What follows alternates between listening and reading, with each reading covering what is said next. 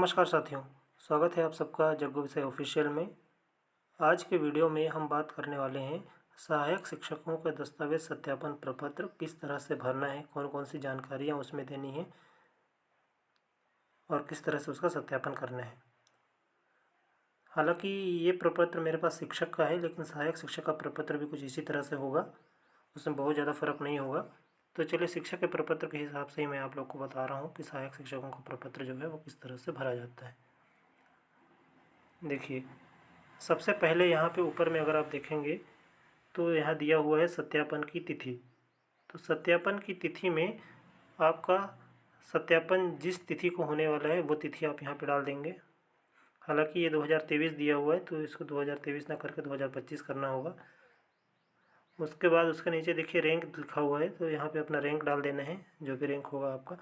और फिर उसके नीचे टेबल क्रमांक लिखा हुआ है, तो टेबल क्रमांक और उसके नीचे है पात्र और अपात्र। ये दोनों चीज़ें आप छोड़ सकते हैं, या फिर टेबल क्रमांक को आप लिख सकते हैं। जिस टेबल में आपका सत्यापन होगा उस टेबल का क्रमांक आपको वहाँ पर लिखना होगा।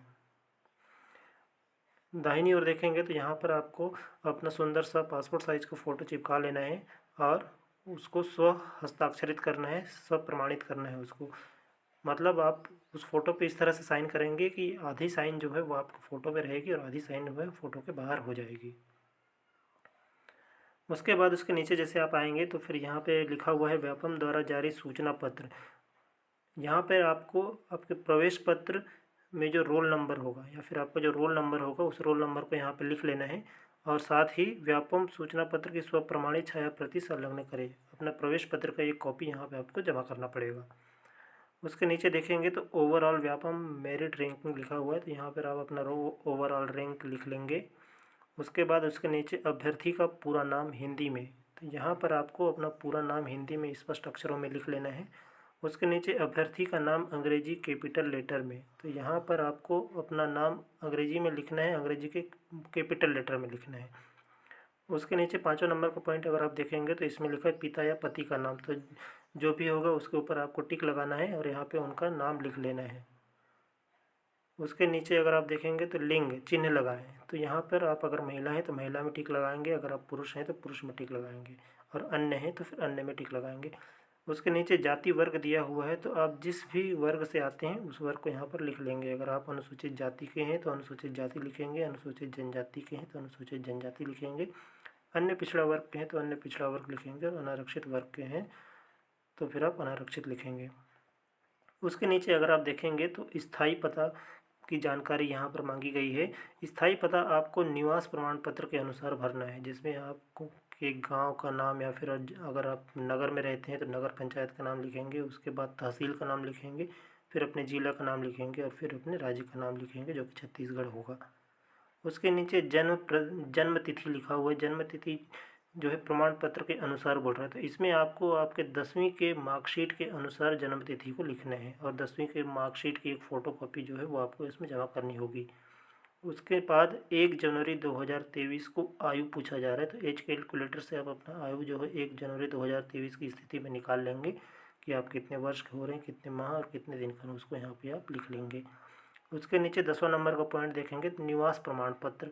निवास प्रमाण पत्र का क्रमांक यहाँ पे पूछ रहा है, तो निवास प्रमाण पत्र का क्रमांक जो है आप यहाँ पे लिख लेंगे। निवास प्रमाण पत्र में होता है ऊपर की ओर, और उसके नीचे जारी दिनांक भी लिखा रहता है, तो जारी दिनांक आपको यहाँ पे लिखना है। उसी तरह से जाति प्रमाण पत्र के बारे में भी पूछा जा रहा है, तो जाति प्रमाण पत्र का क्रमांक भी आप यहाँ पे लिख लेंगे, और जारी दिनांक जो है उसके नीचे रहता है उसको भी आप यहाँ पे लिख लेंगे। 12 नंबर का पॉइंट अगर देखेंगे तो उसमें लिखा है विशेष पिछड़ी जनजाति। तो विशेष पिछड़ी जनजाति अगर आप हैं तो हाँ में टिक लगाएंगे, और नहीं है तो नहीं में टिक लगाएंगे। यदि आप विशेष पिछड़ी जनजाति के हैं तो फिर जाति का नाम स्पष्ट तौर पे यहाँ पे लिखना है, और जाति प्रमाण पत्र भी साथ में संलग्न करना है। 13वां नंबर का पॉइंट जो है वो है आय प्रमाण पत्र। अब आय प्रमाण पत्र आप सभी जानते हैं कि ये अन्य पिछड़ा वर्ग के नॉन क्रीमी लेयर हेतु जारी किया जाता है, तो अन्य पिछड़ा वर्ग के जो नॉन क्रीमी लेयर के अभ्यर्थी होंगे वो आय प्रमाण पत्र संलग्न करेंगे, साथ ही उसका क्रमांक और जारी दिनांक यहाँ पे लिख लेंगे। फिर अनापत्ति प्रमाण पत्र, ऐसे कर्मचारी या ऐसे अभ्यर्थी जो कि शासकीय सेवा में पहले से ही कार्यरत हैं, तो उन्हें अनापत्ति प्रमाण पत्र भी प्रस्तुत करना होता है, तो उसका क्रमांक आप लिख लेंगे, और उसके नीचे जारी दिनांक जो है, जो अनुमति जो है वो ऑफिस के द्वारा जारी की जाती है, तो वो दिनांक यहाँ पे आप लोगों को लिख लेना है।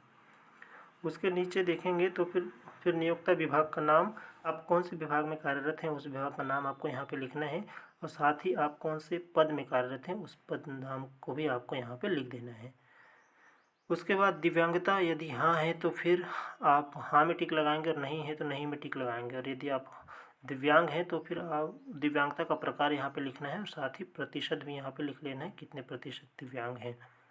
उसके नीचे 16 नंबर का पॉइंट अगर देखेंगे उसके बाद 16 नंबर का पॉइंट अगर देखेंगे तो उसमें लोग भूतपूर्व सैनिकों के बारे में है ये। अगर आप भूतपूर्व सैनिक रहे हैं तो फिर हाँ में टिक लगाएंगे, और नहीं है तो नहीं में टिक लगाएंगे।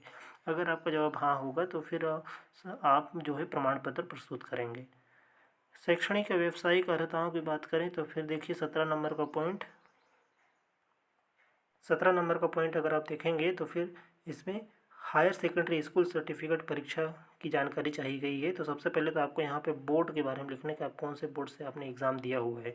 उसके बाद उत्तीर्ण वर्ष लिखेंगे, कौन से ईयर में आपने हायर सेकेंडरी स्कूल कक्षा 12वीं की जो परीक्षा है वो आपने पास की है, उसमें पूर्णांक कितना था और आपका प्राप्तांक कितना था, उसमें आपने कितना प्रतिशत उसमें बनाया हुआ था, और आपकी श्रेणी कौन सी थी।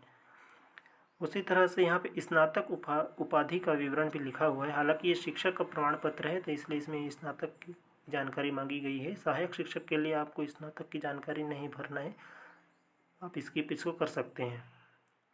उसके बाद 19 नंबर का पॉइंट अगर आप देखेंगे तो इसमें डीएड या फिर डीएलएड की जानकारी चाहिए गई है। बीएड हालांकि ये अभी हट चुका है, तो डीएड या फिर डीएलएड की जानकारी जो है वो यहाँ पे चाहिए गई है। तो आप यहाँ पे लिख लेंगे आप डीएड हैं कि डीएलएड हैं, साथ ही आपने कौन से वर्ष में उसे उत्तीर्ण किया है और प्रमाण पत्र कौन सी तिथि को जारी किया गया है। उसके नीचे देखिए टीईटी पात्रता है, ये पूर्व माध्यमिक शिक्षक का है इसलिए पूर्व माध्यमिक लिखा हुआ है। यहाँ पे प्राथमिक के लिए लिखा होगा। तो टीईटी पात्रता परीक्षा जो है आपने कौन से वर्ष में उत्तीर्ण किया है और प्रमाण पत्र जारी करने की तिथि जो है वो आपको यहाँ पे लिख लेना है। उसके नीचे सीटीईटी या फिर सीजीटीईटी लिखा हुआ है, जो भी होगा आपके पास वो आपको लिख लेंगे। तो ये 20 और 21 नंबर का पॉइंट जो है वो लगभग सेम रहेगा। उसके नीचे है 22 नंबर का पॉइंट में अभ्यर्थी का मोबाइल नंबर।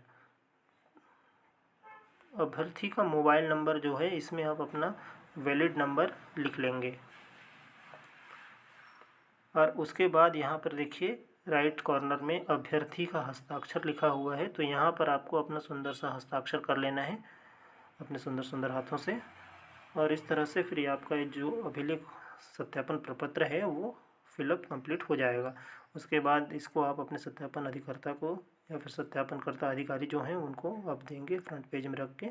वो फिर इन सारे बिंदुओं को चेक करेंगे, साथ ही वो जो है सारे फ़ोटोकॉपीज़ का मिलान करेंगे, मूल प्रतियों का मिलान करेंगे। उसके बाद फिर अपना जो साइन यहाँ पे करेंगे, और यहाँ पर ऊपर में आप पात्र हैं या अपात्र है वो यहाँ पर जो है वो लिख के आगे भेज देंगे। तो इस तरह से आपका जो ये अभिलेख सत्यापन प्रपत्र होगा वो कंप्लीट हो जाएगा।